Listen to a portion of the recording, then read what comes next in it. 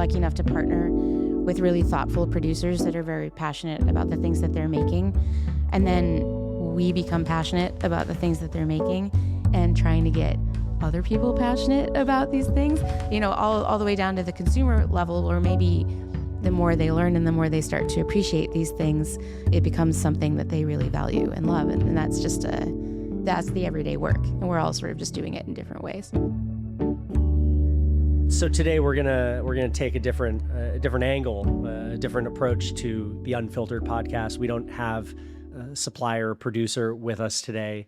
We're going to talk a little bit about Bar Convent Brooklyn, which is this gigantic expo that Skurnik will be participating in for, I think, our third year, and triple the space and triple the effort. And it's a big deal and a big undertaking. So we're pretty stoked. And, and then we'll get into a little bit of history of Skurnik, where this thing started, at least on the spirit side, and, the evolution of you, Amanda Elder, and me, Adam Schuman, and we'll see where it goes.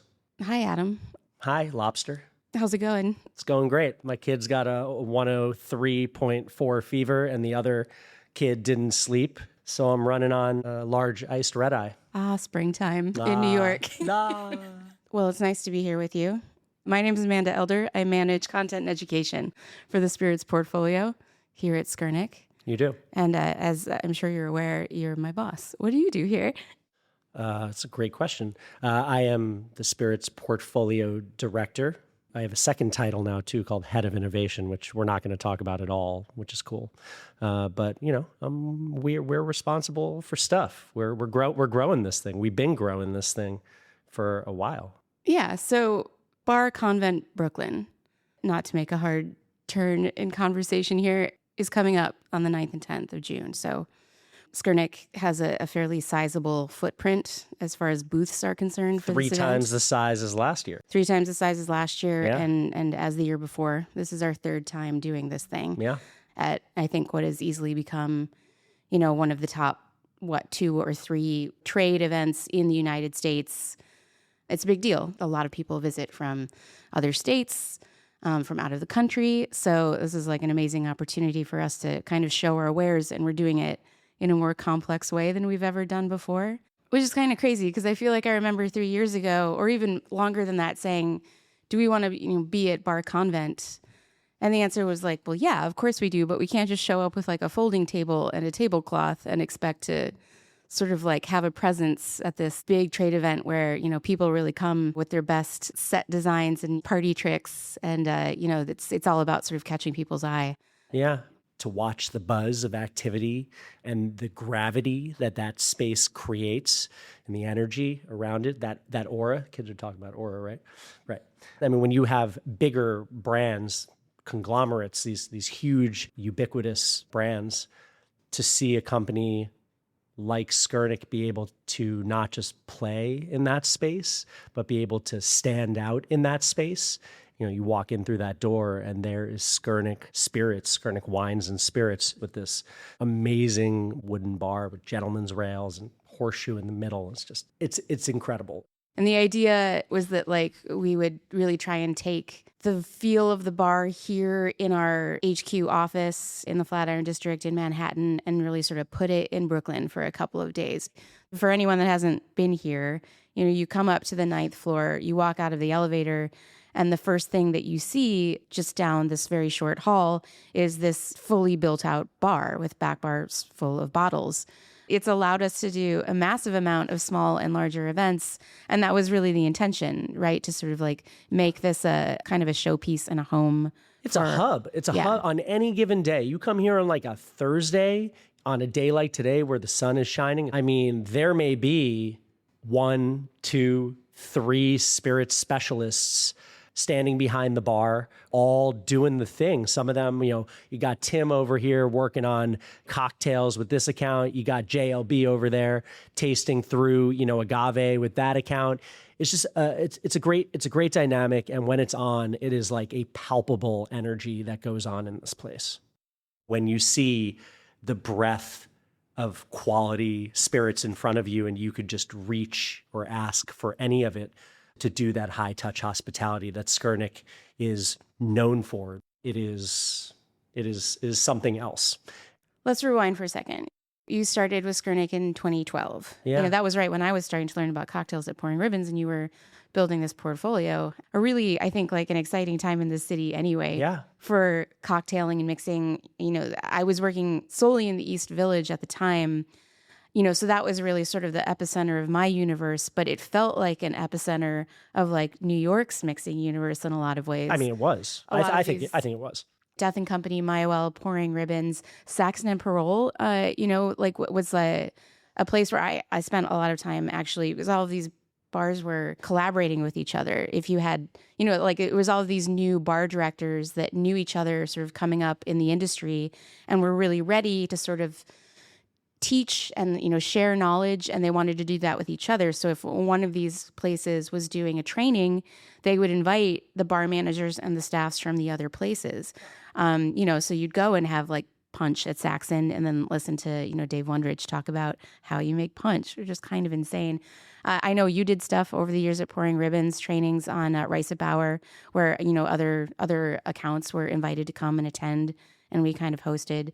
And that was just like an amazing time to be learning, and I feel incredibly lucky for that. I feel like Skurnik was a really big part of that because you were really sort of like building relationships with people when, the spirits portfolio was just sort of coming on the scene. Yeah. We started from very little. At the time, I think we only had the Charles Neal brandy portfolio. We had family tradition cognacs. We had Reiset Bauer eaux-de-vies out of Austria, but that was it. Yeah, so Skurnik was carrying some like really beautiful, heavy-hitting distillates, but not necessarily, brands that were really known. And spirits at the time wasn't really Skurnik's priority. Wine was really sort of like the name of the game. Yeah, but it was a particular time. We are a wine company first and foremost. We still are a wine company first and foremost. And it was like one brand at a time. And we had, and next thing you know, like El Dorado and Medley Brothers, and then this new company called Back Bar Project, importing this brand of liqueurs called Giffard. And all of a sudden, we had a bunch of different samples of different brands, including Giffard on the table. And we're like, holy shit, this is bananas. Literally. I mean, there is a banana you like that expression. Yeah, that was great. Thanks. I mean, I remember, like when Giffard came on the scene and some of these, at the time, very niche modifiers and liqueurs, and it absolutely changed the game in mixing, and people's brains kind of exploded with sort of the possibilities. I came onto the team in 2017. So we started talking more and more about education. There was this opportunity here to maybe start working on small seminars where we would invite people to the office. And we had a lot of conversations in the beginning about, what did the industry need? Like if people were going to come to a seminar about something, what would they be interested in learning about? And I spent a lot of time thinking, well, if I had been aware, of any of this when I first really started diving into cocktailing, what would I have been interested in going to see? And you gave me a lot of latitude to sort of build out seminars based on those ideas, and we'd kind of work them out. And we would host a lot of people in the office. It was really exciting for me because I was learning about Skurnik spirits and spirits at large at just like a ridiculously accelerated rate in that, first year. Because it's one thing to know spirits when you're mixing with them and pouring them behind a bar, but it's something else to be in a position where you have to talk about the technical side of things and production on a regular basis. So, just my categorical knowledge was sort of like going through the roof. For me, that's always kind of like actually the sneaky motivation. Like I love the idea of sharing knowledge with others, but anytime we really sort of focus on the education, I'm guaranteed learning something that I didn't know before. And then all of a sudden, a pandemic happens. Yeah, just a little pandemic. And there was no bar for a while. There was no bar. There were no seminars to be had. like we did some virtual. Like we very quickly like pivoted to doing some virtual. Well, so it was interesting because of course there was kind of like this. Everyone took a hot minute when the pandemic started and shutdown was happening, because I don't think any business, no matter what the industry, knew exactly what growth was going to look like or what to focus their energy on. And without an in-person component, and especially in hospitality when people couldn't go to bars and restaurants anymore, That was a major moment of pause for Skurnik and, literally everybody else. So, it wasn't about, oh, what's the next thing someone would want to learn about? It was about, is the person that I know that works at this place going to still have a job, in a couple of months? And there was this major shift in the industry. But it was also really interesting to see how the amount of content that was being put out online absolutely exploded, because it was the only way you could communicate. Every brand was trying to still gain mind share and keep people sort of interested in whatever they were doing. So, virtual educations were being offered, like every day by somebody. And I think there was a real, moment to stop and think, what's just sort of making more noise in what's actually needed in this particular moment in time. Something we struggle with to this day. I mean, there's a point of diminishing return with information and the cadence in which you disseminate it. Absolutely. I think you were coming to the realization very quickly that everyone is pivoting to this thing, and there's going to be this tidal wave of information coming at them, and we need to dial in on what the most important information was. I certainly don't think I realized at the time that, there'd kind of be no looking back once things started to evolve, which feels a little naive now, I guess. But I knew, like, in that moment that, it was really important to do something that was purposeful and not just start like throwing stuff at people. We'd always been education first, and for us that had really manifested in doing things in person, getting people to taste at the bar, getting people to these seminars, going out and touching tables at the accounts through the spirit specialists. And when everyone was just, at home and couldn't go out, what was that going to look like? I think part of what the pandemic did was it started raising the level of consumer knowledge in general, because everyone had time. A lot of people were mixing cocktails at home, drinking spirits at home. I mean, our retail business obviously became the bigger part of what we were focusing on at the time.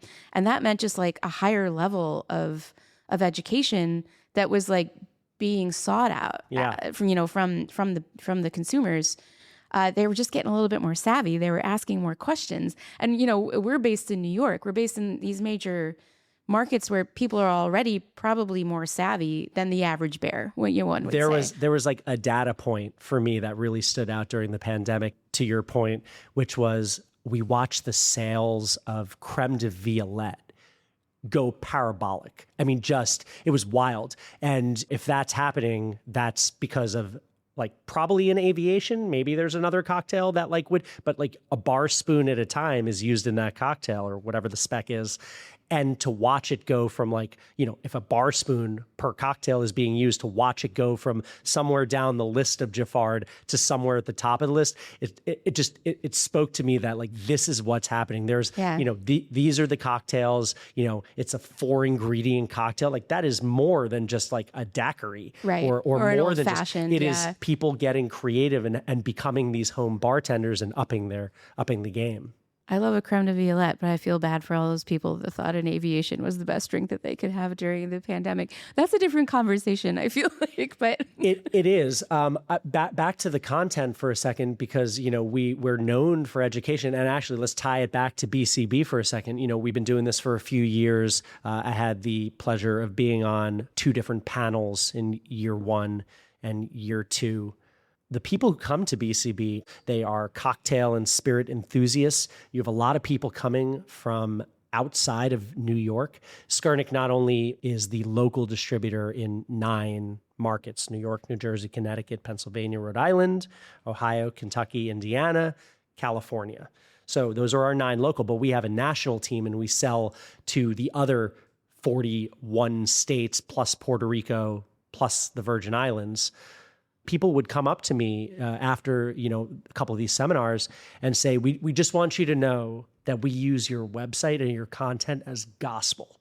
We work with amazing producers, and at this level, all of them are massive nerds about the things that they're making. They have great information about all this stuff. A lot of the time for international producers, they are always a little bewildered that we're even asking the questions that they are, because, someone enjoying aperitivi in Italy doesn't necessarily want to know what the base distillate is, but welcome to New York. We're the accounts ask these questions. And so we do the due diligence of asking the question as well, just so that we have it ready to go if someone wants to know this piece of information. It's been interesting to see after really sort of the pandemic was in the rear view mirror, people were opening new places, not just like reopening old places. But, sort of what I hadn't realized right away was that there was this massive shift in staff. Like the turnover was crazy. And in hospitality, the turnover is always crazy. But you had so many people leave the industry during the pandemic and just straight up change their professions. And I think even if they stayed within hospitality, a lot of the sort of great mentors that I, grew up in New York cocktailing, moved on to something else, either, a more administrative role or less active, in-person shift management, that sort of thing. So you get all these new people that are working in places that haven't been taught. Some youngster that, has just started in a job or is a brand new bartender. Yeah. Why would they know who Skurnik is? They probably don't really know much about distribution at all. They may know some of the brands, but they may not understand who carries them. And there's going to be a new bartender next year and a new bartender next year and a new bartender the year after that. And they may not yet be the buyer, but they're the people that are going to advocate for these spirits that are, going to be buyers the retail someday. shop is the same thing too. Yeah, exactly. And so like just reintroducing Skurnik to people, getting them to trust the brand, showing them how many like boss brands that we work with. Boss. And I'll say that I've seen more aha moments happen with someone who is a novice on the subject. Sure. And maybe that's obvious, but like, no, but they're open to it. I think, Yeah. I think, sometimes people at a certain level in the industry are kind of afraid to admit what they don't know, rather than just like being open and asking the questions. And like everyone's pretending to know something they could learn more about. I promise you, everyone. To me, this was a really exciting moment to realize that we had this whole new generation of people working in the industry that were sort of like ready to be taught, that needed to be taught, and that will always keep on happening. We're going to keep on growing in our knowledge, and I think the nuance of our knowledge with all of these spirits that we bring in, but going back to the basics and always reintroducing and sort of that repetition of education and the consistency of it in all of the ways that we do it is something that I think our team really enjoys. And what I want most of all is for someone to say, I have no idea, like, I don't want them to say, I have no idea what this thing is, but if they say, I have no idea what this new spirit is, but Skurnik carries it, so it's probably worth at least a taste in a moment of my time. I think that's been going on for a long time on the wine side too. People turn the label around, and when they see Skurnik, it's just like, there's a number of other distributors and importers that are, held in really, really high regard for all the right reasons. It's a quality marker. Skurnik is absolutely one of them and has been for now, 40 years. Which is not to like take that for granted. I think, everyone has to work really hard every day to maintain that standard. Yeah, well, I think it's not as simple as it used to be maybe to capture the market share and imagination. I mean, what was marketing? How did you get the word out? Maybe you get 98 points on a wine and you sell a container of it, and like that was marketing. And now, there's a lot of noise. Everything shifted to, so much is digital and in addition to in person, especially in densely populated areas. But like, what is it that you can do? What can we do as Skurnik to differentiate ourselves from the next distributor? And I think it's stick to the game plan, align ourselves with incredible producers and partners, hire really, really well, people who care more than the next person and show up on time, and then content, marketing, reinvest into all the different ways that we can get out there and the different channels we can communicate with people, because there's a lot of noise. And like, how do you turn down the volume and get them to just focus for a second on what we're doing? And I don't know if we've straight up figured out the recipe, but I think we are, we're always working hard to hone in on the recipe. I'm not an expert on branding by any means, but when I think about like what is branding, it is consistency, and it is the brand that is Skurnik's voice. And we're trying to sort of meet the moment. Again, not to belabor the pandemic as this like major historical point, in hospitality, but, I think it will always be that. We're still sort of understanding, how that influences what we're doing. I think on some level, it looks like it's sort of business as usual now. We're all very busy teaching people, tasting with people. It's harder than it used to be, maybe, or maybe hard in a different way. It's more complicated. It's hard. Look, we're meeting the needs. We have quality people, and we have quality spirits and wines and non-alc and even some foods and things like that. We are trying to give the highest quality service all the time and constantly improve on what we do. One of the things that we offer and one of the things that sets us apart and one of the reasons why suppliers continue to stay partners with us and seek partnership with us is because we care and we have a good finger on the pulse of what the various markets are looking for. We're consultants. We provide guidance and stewardship and pricing and logistics and compliance. And few people look under the hood to know what it means to run such a complex organism that has so many moving parts and try to keep it aligned. Or even to offer the right fit products to the right account. Just because they know they need a thing doesn't mean that they're flipping through our, 200, 300 page, I don't even know how long it is now, page catalog of available items that, all sort of service different needs. As an American market, I think we are very used to being able to go and get strawberries in December in the grocery store. We have a lot of things available to us all the time. And I think it's easy to take for granted how much work it takes to get them here. Distribution is just it's a crazy thing to think about and understand. And even on the level where you're just talking about what we do, even before you start talking about how do these products get put on shipping containers and, sent across the water, Yeah, it's building it without being heavy-handed, selling through the lens of education and quality. You vet everything, you taste everything, you say no to almost everything, and then one at a time it starts to build, and all of a sudden you become known for the thing, and all of a sudden push becomes pull because these are items that are now built into what the bartenders are used to building in their cocktails. Yeah, it's interesting to, you listen to the conversations and you read the news and you hear all the chatter about trends and fads and cycles and we're in another particular cycle, and these cycles happen over and over again. I think people perhaps have a healthier relationship, whatever that means, when it comes to alcohol, that's okay. There's a lot of talk right now about people not drinking the way that they used to. I'm certain that trends are shifting, as they always do, but I think it's definitely incumbent upon us now at this point in the industry to remind people about the inherent value of these artisanal spirits that we're selling, to really teach people about them and teach them to appreciate it. Why the sticker value is the way it is, that these aren't meant to be sort of mass produced, throwaway items. There's real ritual that is assigned to drinking culture. There always has been, even when it's sort of lost in the day to day.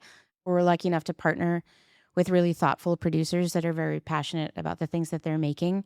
And then we become passionate about the things that they're making and trying to get other people passionate about these things, all the way down to the consumer level, or maybe the more they learn and the more they start to appreciate these things, it becomes something that they really value and love. And that's just that's the everyday work. And we're all sort of just doing it in different ways. Yeah. And I guess that, that brings us back to what we got coming up ahead of us.